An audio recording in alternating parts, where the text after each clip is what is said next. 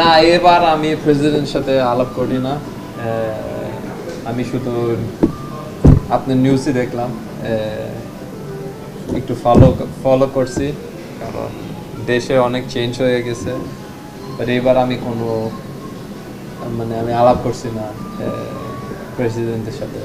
But মনে করবো president এই ক্যাম্পে আসবে, ওই সময় আমি আলাপ করবো প্রেসিডেন্টের সাথে। আসলে যখন শুরু হয়েছে আমি জার্মানি ছিলাম, ওইখানে আমার কাজ ছিল ইউরো, তো এটা আমি কভার করছি।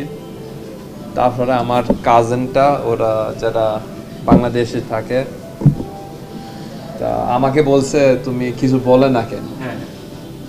আমি বলছি কি কি হয়েছে, বলতেছে মারামারি চলতেছে, দেশের অবস্থা অনেক ডেমনস্ট্রেশন চলতেছে।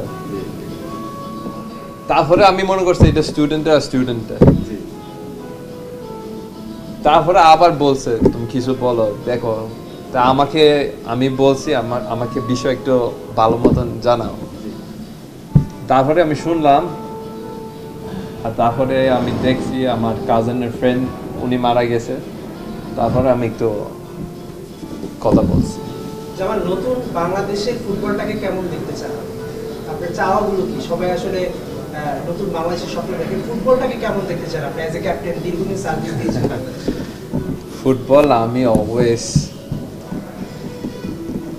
অনেক ভালো একটা জায়গা দেখতে চাই, কিন্তু আমি জানি এখন ফুটবল একটু নিচে চলে গেছে। বাট ইনশাল্লাহ এই বছর না নেক্সট ইয়ার আবার উঠবে। বাট আমি চাই ফুটবল সবসময় এক নম্বর এই বাংলাদেশে।